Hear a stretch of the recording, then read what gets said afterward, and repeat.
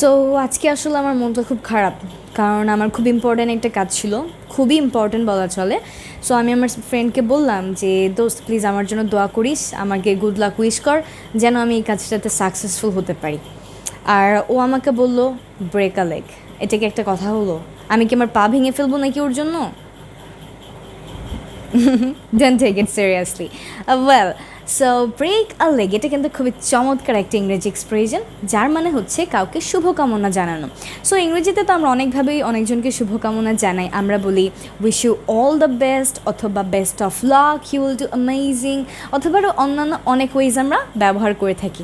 এদের মতোই সিমিলার একটা এক্সপ্রেশন হচ্ছে break a leg. Break a leg. So next time যদি আপনার কোনো একটা ফ্রেন্ড কোনো এক্সাম দিতে যায়, কোনো ইন্টারভিউতে যায়, অথবা অন্য কোনো গুরুত্বপূর্ণ কাজে যায়, অথবা যে কেউই যাক না কেন, আপনি কিন্তু তাকে শুভকামনা জানানোর জন্য ব্রেক আ লেগ এই এক্সপ্রেশনটা ব্যবহার করতে পারেন। সো এর জন্যই কিন্তু আসলে আমাদের ইংরেজি এক্সপ্রেশনগুলো জানতে হবে।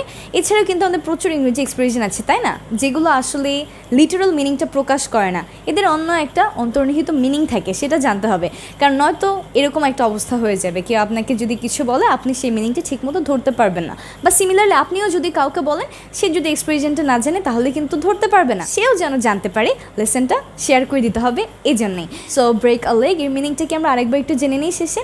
ব্রেক আ লেগ মানে হচ্ছে কাউকে শুভকামনা জানানো, যেমনটা আমরা ব্যবহার করে থাকি best of luck, all the best, best wishes এদের জন্য।